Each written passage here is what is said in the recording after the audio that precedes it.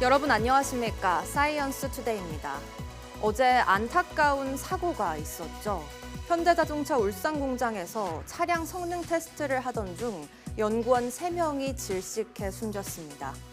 고인의 명복을 빌며 다시는 같은 사고가 일어나지 않도록 정확한 사고 원인 파악이 중요해 보입니다. 먼저 오늘의 주요 뉴스부터 만나보시죠.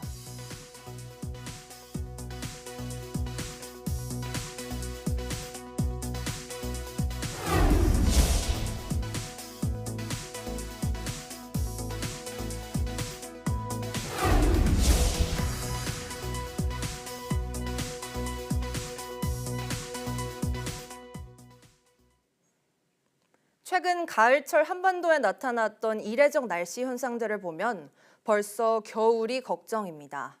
이번 겨울은 온난화의 라니냐가 겹쳐 날씨 변화가 클 것이란 전망인데요. 최근 국내 연구진이 올해는 추위도 온화한 날씨도 한번 나타나면 길게 이어질 수 있다는 분석을 내놨습니다. 정혜윤 기자의 보도입니다. 이틀째 이어진 영하권 추위가 풀리고 낮부터 계절이 제자리를 되찾았습니다. 당분간 예년의 늦가을 날씨가 예상되지만 아침 저녁 여전히 쌀쌀하겠고 다음 주 중후반에는 또 한 번 기온이 영하로 내려가는 등 계절의 시계는 겨울을 향해 젠걸음을 할 전망입니다. 다음 주 중후반 또 한 차례 강한 한기가 내려오며 서울 등 중부지방의 기온이 이번보다 1도에서 2도가량 더 떨어지는 추운 날씨가 찾아올 것으로 전망됩니다.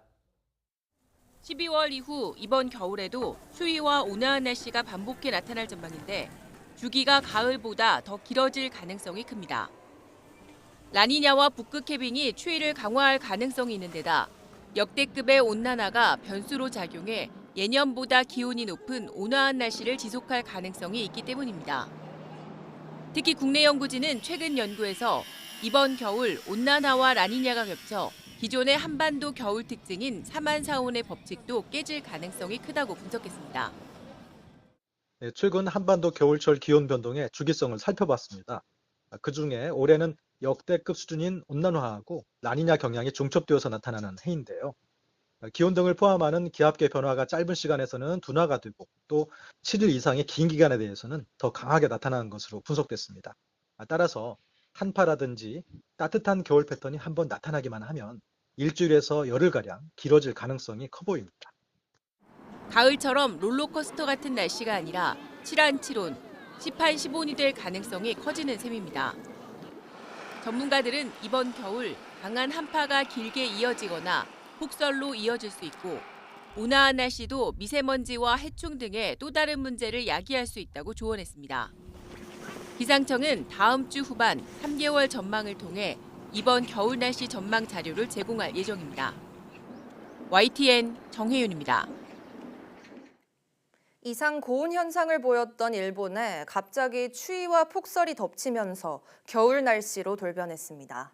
동해에서 유입되는 찬 공기의 영향 때문이란 분석인데 급작스러운 기온 변화에 시민들도 적잖이 당혹해하고 있습니다. 도쿄에서 김세호 특파원의 보도입니다. 포크레인이 쌓인 눈을 쉴 새 없이 퍼다 나릅니다. 올해 일본 첫 대설 경보가 발령된 아오모리현에 하루 새 70cm에 가까운 눈이 내렸습니다. 11월 역대 관측 사상 최대 적설량입니다. 初めてです。こんなにすごい雪なのに綺麗に道も変えてくれているのはさすが雪国だなっていうところはありますけどね。無事に帰れることだけを考えています。 홋카이도 지역도 하루 최대 27cm의 적설량을 기록했습니다. 20도를 넘어가며 초여름 기온을 보이던 주요 도심 지역들이 초겨울 날씨로 돌변한 겁니다. 도쿄 중심부는 찬바람과 함께 최저 기온이 7도까지 떨어졌는데 이는 12월 초순 기온에 해당합니다. なんかブルって寒いなって思いました。急に寒くなっちゃって何着ていけばいいか分かんなくなっちゃいました。昨日まではもっと薄手のアウターだったんですけど 수도권인 군마현 일부 지역은 영하 2도 아래로 떨어지며 올해 들어 가장 추웠습니다. 일부 시민들은 간이 온천에 발을 담그며 잠시나마 추위를 달랩니다. なんか本当心まで暖かくなるような暖かさがあります。 일본 기상청은 이 같은 현상이 우리나라 동해에서 유입되는 차가운 공기의 영향 때문으로 보고 있습니다. 가을을 제대로 느끼지도 못한 채 갑작스럽게 찾아온 추위로 일본 열도가 월동 준비에 더욱 분주해지고 있습니다. 도쿄에서 YTN 김세호입니다.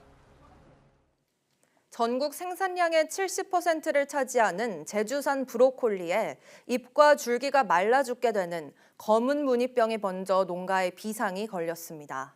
제주도 농업기술원은 애월읍과 한림읍 지역 브로콜리에 검은 무늬병이 확산하고 있다며 올 9월에서 10월 기온이 높고 비가 자주 내린 데다 다음 달 초순까지 잦은 비가 예보돼 발병 우려가 커지고 있다고 설명했습니다.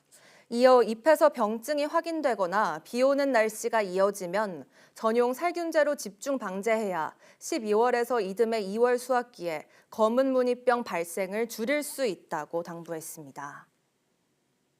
소화가 잘 된다고 알려져 인기가 높은 산양유를 우유에 소량 섞고는 100% 산양유라고 속여 판 일당이 붙잡혔습니다. 이들은 가짜 검사 성적서를 꾸미고 불시 검사에 대비해 제대로 만든 산양유를 별도로 보관해 놓기도 했습니다. 김주영 기자가 보도합니다. 산양유 원료 수입업체 창고에 원료가 담긴 상자들이 가득합니다. 선반에는 소화가 잘 되고 영양분이 다량 함유돼 있어 고급으로 알려진 산양유 100% 제품도 올려져 있습니다. 하지만 모두 가짜였습니다. 산양유 100%로 만들어진 거 맞아요? 아닙니다. 소하고 산양유를 섞인 겁니다.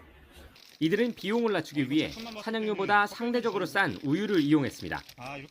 원료를 만드는 인도 제조사에 대량의 우유와 소량의 산양유를 섞도록 지시했는데 산양유는 고작 1.5%에 불과했습니다. 보시면 눈으로 구별이 안 되고요. 입도나 텍스처도 사실 문제는 이뿐이 아니었습니다. 가짜 산양유 원료로 국내에서 제품을 만드는 가공업체는 다시 비용을 아끼겠다며 가짜 산양유보다도 싼 우유 단백질 제품을 몰래 섞어 완제품을 만들어냈습니다. 이런 식으로 만들어져 팔린 제품은 41톤, 모두 18억 원어치나 됩니다. 이들은 심지어 단속을 피하기 위해 문제가 없는 산양유 가공품을 따로 만들어 업체에 보관하는 치밀함을 보이기도 했습니다. 산양유 100%로 제조된 것처럼 허위 검사 성적서를 식약처에 제출했고 중개업자에게 관련 자료를 삭제하도록 지시한 바도 있습니다. 식약처는 업체 3곳을 적발해 대표 등 2명을 구속하고 5명을 불구속 송치했습니다. 또 업체에 보관하고 있던 불법 제품 4.4톤을 압수하고 유통 판매된 제품을 회수 조치했습니다. YTN 김주영입니다. 백일해와 마이코플라스마 폐렴 환자가 폭증하면서 정부가 겨울철 호흡기 감염병 대응에 나섰습니다. 질병관리청은 보건복지부와 교육부, 식약처가 참여하는 호흡기 감염병 관계부처 합동 대책반을 구성해 가동했습니다. 대책반장을 맡은 지영미 질병청장은 어제 1차 회의에서 올해 백일해가 크게 유행하면서 선진국에서도 유례 없는 환자가 발생하고 영아 사망 사례도 보고됐다고 밝혔습니다. 이어 백일해 고위험군에 대한 각별한 주의와 임신부, 영아 돌보미 등의 백신 접종을 강조했습니다. 또 마이코플라스마 폐렴군 감염도 성행해 유행주의보를 발령하고 신속 항원 검사에 급여를 적용해 검사를 유도하고 있다고 덧붙였습니다. 현대자동차 울산 공장에서 차량 테스트를 하던 중 질식 사고가 발생했습니다. 이 사고로 40대 1명과 30대 1명, 20대 1명 등 연구원 3명이 숨졌습니다. 오태인 기자입니다. 울산 북구 현대자동차 공장에서 차량 성능 테스트를 하던 연구원 3명이 숨졌습니다. 처음 경찰에 신고된 시간은 오후 3시 20분쯤. 경찰은 낮 12시 50분에 밀폐된 공간에서 작업하던 3명이 보이지 않아 2시간쯤 뒤 확인해보니 질식해에 있었다는 공장 관계자 말을 확보했습니다. 숨진 연구원들이 실험하던 곳은 복합환경 체인버입니다. 차량 한 대가 들어가는 밀폐된 공간에 추위와 더위 등 다양한 환경 조건을 만들어 차량 성능과 내구성 시험을 하는 곳입니다. 경찰은 이 공간에서 차량 주행 테스트를 진행하다가 배기가스가 외부로 배출되지 않아 사고가 난 것으로 추정했습니다. 주행 테스트도 하고 그 안에 온도를 높여가지고 차량 무슨 뭐 전자기기가 작동되든지 뭐 여러 가지 테스트를 한다고 합니다. 발견 직후 연구원들은 병원으로 옮겨졌지만 끝내 숨졌습니다. 숨진 연구원 가운데 40대 1명과 30대 1명은 현대차 소속이고 20대 1명은 협력업체 소속인 것으로 알려졌습니다. 고용노동부는 현장에 근로감독관을 파견해 사고 내용을 확인하고 관련 작업을 중지했습니다. 현대차 울산공장은 상시 근로자가 10인 이상으로 중대재해처벌법 대상입니다. 경찰도 노동부와 함께 배기가스가 배출되지 않는 이유 등 사고 경위를 조사하고 있습니다.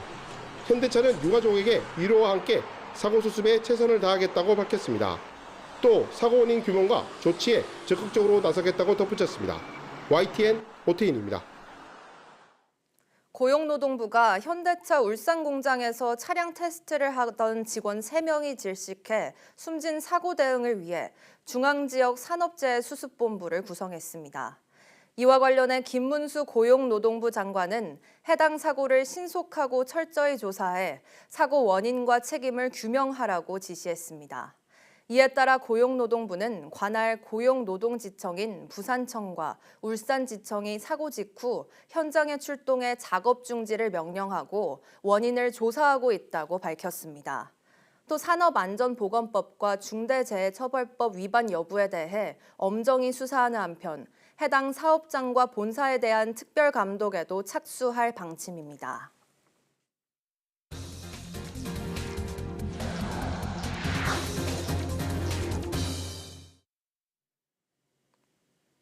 현존하는 컴퓨터 중 가장 빠른 계산 성능을 갖는 슈퍼컴퓨터. 그보다 더 빠른 양자 컴퓨터가 국내 대학에 처음으로 들어왔습니다. 다양한 산업과의 협업으로 양자 분야 국제 경쟁력 강화 등 시너지가 날 것으로 보입니다. 박나영 기자입니다. 유리병 너머로 보이는 커다란 원통 구조물. 겉으로 보기엔 평범해 보이는 스테인리스지만 내부에서는 양자 컴퓨터가 돌아가고 있습니다. 온도를 영하 273도로 맞춰주는 냉각 시스템과 양자 칩이 모두 이 안에 들어있는 겁니다. 127큐비트 성능의 IBM 양자 컴퓨터가 국내 최초로 연세대학교에 들어왔습니다. 일반 컴퓨터는 0과 1만 인식해 순서대로 계산하지만 양자 컴퓨터는 0과 1이 공존하기 때문에 이론적으로 동시에 수많은 계산이 가능합니다. 일반 컴퓨터로는 1억 년 이상, 슈퍼컴퓨터로도 수백 년이 걸릴 계산을 양자 컴퓨터는 몇 초 만에 할 수 있어서 산업 분야에서의 활용도가 무궁무진합니다. 신소재 개발이라든지 신약 개발, 그리고 물류라든지 다양한 형태의 최적화 문제들에 적용될 수 있을 것으로 보고요. 양자 컴퓨터의 정보 단위는 큐비트인데 큐비트 하나가 늘수록 성능은 2배씩 늘어납니다. 20큐비트는 성능 검증 단계, 50큐비트는 슈퍼컴퓨터를 넘는 활용 단계로 평가됩니다. 이번 IBM 양자 컴퓨터는 127큐비트로 실제 연구 개발이나 대규모 병렬 연산 등에 쓸 수 있습니다. 가장 중점을 두고 있는 분야가 바로 이 양자 컴퓨터를 활용을 해서 어떤 문제들을 해결할 수 있는 그런 알고리즘이라든지 또는 양자 컴퓨터 구동을 위한 소프트웨어 개발이라든지 글로벌 경쟁력을 빠른 시일 내에 확보할 수 있는 분야라고 생각을 하고 있습니다. 연세대는 이번에 들여온 양자 컴퓨터를 바이오 분야의 특화에 사용할 예정으로 연구가 활발히 이뤄질 수 있도록 별도의 공간도 마련했습니다. 건축공사가 한창인 이곳은 내년 2월에는 양자 연구동의 모습을 갖추게 됩니다. 또 2026년에는 IBM으로부터 127큐비트보다 더 업그레이드된 버전의 양자 컴퓨터도 들여올 계획입니다. 우리나라의 양자 컴퓨터 기술력이 세계 12위로 뒤처지는 가운데 이번 고성능 양자 컴퓨터 도입이 국내 양자 산업 활성화는 물론 국제 경쟁력을 키우는 데 도움이 될 것으로 기대됩니다. YTN 사이언스 박나연입니다. 챗 GPT 개발사 오픈 AI와 함께 인공지능 열풍을 주도하고 있는 마이크로소프트가 누구나 AI 에이전트를 구축할 수 있는 기능을 공개했습니다. 마이크로소프트는 연례 최대 개발자 컨퍼런스 이그나이트 2024를 열고 AI 기반 작업 도우미인 마이크로소프트 365 코파일럿의 신규 AI 에이전트와 기능, 자율 에이전트 등을 대거 선보였습니다. 마이크로소프트는 앞으로 이용자들이 직접 AI 에이전트를 만들고 관리하는 AI 기반 플랫폼인 코파일럿 스튜디오에서 맞춤형 자율 에이전트를 구축하는 기능을 미리 보기 형태로 공개한다고 밝혔습니다. 이를 통해 이용자는 복잡한 업무를 처리하는 자율 에이전트를 직접 구축할 수 있고 일일이 명령어를 입력할 필요 없이 다양한 업무를 효율화할 수 있습니다. 또 이용자가 코파일럿에 이미지를 올리면 분석해 필요한 정보를 제공하고 음성 대화 기능, 실시간 음성 통역을 통해 다양한 언어로 자유롭게 소통할 수 있도록 지원하는 기능도 추가됐습니다. 일론 머스크 테슬라 최고 경영자의 우주기업 스페이스X가 우주선 스타쉽을 발사했지만 발사대의 로봇팔이 추진체를 붙잡는 데에는 실패했습니다. 현지 시간 19일 미국 텍사스주 보카치카 해변에서 진행된 스타쉽의 6번째 시험 발사에서 추진체 포획 계획은 비행 4분 만에 취소됐고 3분 뒤 추진체는 바다로 추락했습니다. 도널드 트럼프 미국 대통령 당선인도 머스크와 함께 현장의 자리에 발사 장면을 참관했습니다. 앞서 스페이스X는 지난해 4월과 11월, 올해 3월과 6월, 10월까지 5차례에 걸쳐 비슷한 방식으로 지구 궤도를 시험 비행했습니다. 지난달 13일 5번째 비행 때는 발사대 상단의 로봇팔이 되돌아온 1단 추진체를 붙잡는 데 성공했습니다. 정부가 한국석유공사가 제출한 동해 심해 가스전 첫 시추 계획을 오는 27일에 최종 승인 확정하기로 했습니다. 이로써 대왕고래 본격 시추에 한 발 더 다가서게 됐는데요. 내년 상반기에는 첫 시추 결과 발표가 가능할 전망입니다. 산업통상자원부 안덕근 장관의 말 직접 들어보시죠. 지금 시추공의 그 위치나 그런 그 적정성에 대해서는 전문가들의 평가가 지금 다 마쳤고요. 다음 주 27일 날 개발 전략 회의를 통해 가지고 이걸 최종 승인하고 확정해서 이제 실질적인 그 시추 작업을 저희 그 예정한 대로 저희 진행을 할 계획입니다. 그렇게 되면 아마 내년 상반기에는 저희가 국민 여러분들께 그 결과를 알려드릴 수 있을 거라고 생각하고 있습니다.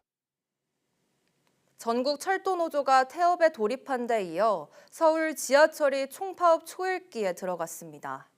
1호선에서 8호선을 운영하는 서울교통공사 노조는 구조조정 반대와 임금 인상 요구를 하며 다음 달 6일 파업에 돌입한다고 선언했습니다. 김연아 기자입니다. 서울교통공사 제1노조가 노동쟁의 조정 기간 종료와 동시에 파업 선언 기자회견을 열었습니다. 노조는 구조조정 반대와 임금 인상을 요구하며 파업에 앞서 진행되는 필수 유지 업무 협정 체결을 전후한 보름간을 협상 마지노선으로 정하고 교섭이 최종 결렬될 경우 다음 달 6일 총파업에 돌입한다고 밝혔습니다. 노동자의 목숨과 시민의 안전마저 위협하는 서울시 공사를 강력히 규탄하지 않을 수가 없습니다. 저희의 총파업을 울산 총력투쟁에 나설 것을 노조는 서울시가 대규모 구조조정을 추진하면서 현장 인력이 줄어 이제는 노동자와 시민 모두에게 위험한 1인 승무제까지 도입할 지경이라고 주장했습니다. 이와 함께 공사가 정부의 임금 인상 기준을 4년 연속 준수하지 않으려 한다고 비판했습니다. 서울교통공사 제3노조인 올바른 노조도 파업 쟁의행위 출정 집회와 파업 찬반 투표를 예고했습니다. 이들은 안전 관련 인력 232명 충원과 함께 서울시에 정책 인건비 지원을 요구하고 있습니다. 교통공사는 일단 파업 전까지 최선을 다해 협상해서 시민 불편이 없도록 하겠다고 밝혔습니다. YTN 김현아입니다.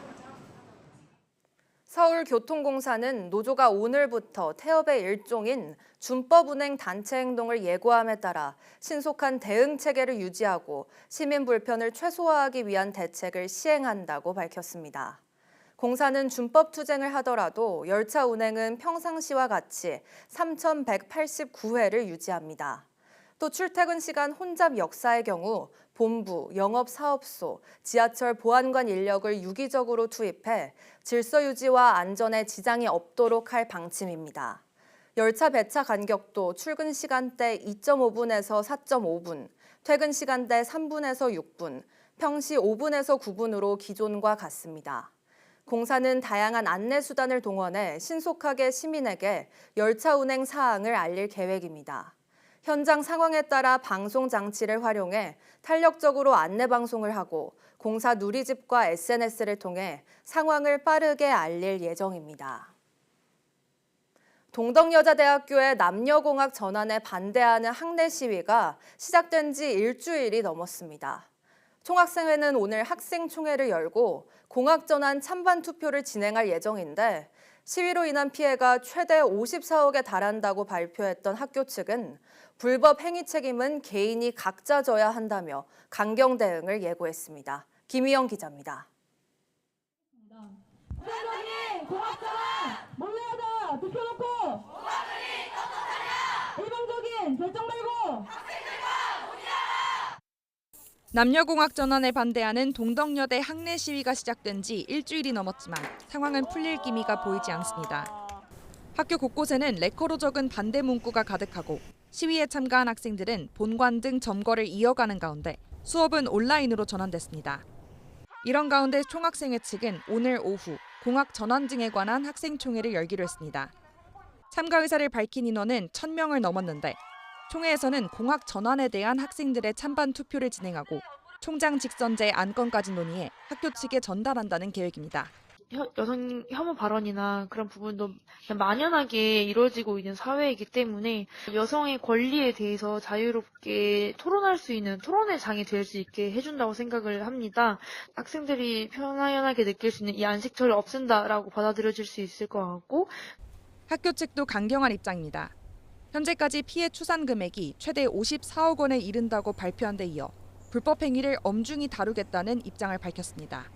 공학 전환 반대나 수업 거부는 개인의 자유일 수 있지만 폭력을 행사하고 수업을 방해하는 건 불법이라며 단체 행동으로 이루어진 불법 행위도 책임은 각자가 져야 한다고 강조했습니다.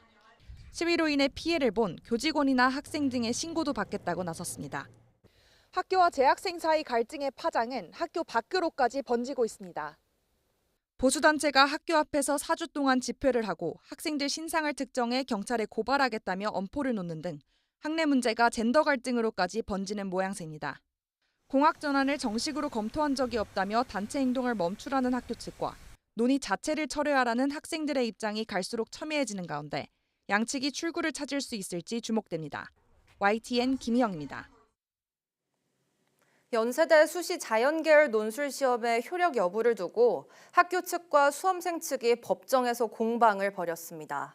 서울 서부지방법원은 어제 연세대 논술시험 효력정지 가처분에 대한 이의 신청 신문기일을 열었습니다. 재판에서 연세대 측은 부정행위를 하지 않고 성실히 시험을 본 뒤 합격자 발표를 기다리고 있는 학생들이 선의의 피해자가 될 수 있다며 논술시험 효력정지 가처분 신청을 기각해달라고 요청했습니다. 또 만약 재시험을 실시할 경우 본안 소송에서 논술 시험을 무효로 볼 수 없다는 판결이 나오면 1차 시험과 재시험 합격자 중 누가 우선하는지 등 문제가 발생할 수 있다고 발생했습니다. 이에 대해 수험생 측은 260명의 예비 합격자 권리가 공정성이 침해된 채 시험을 본 만여 명의 권리보다 우선할 수 없다며 반박했습니다. 또 연세대가 가처분 인용에 대한 이의 신청을 통해 시간을 끌고 있다며 합격자 발표 예정일 전에 재시험을 봐야 한다고 주장했습니다.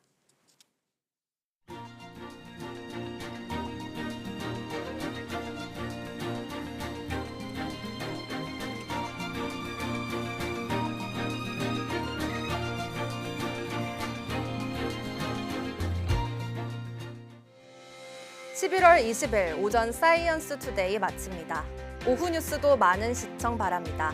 시청해주신 여러분 고맙습니다.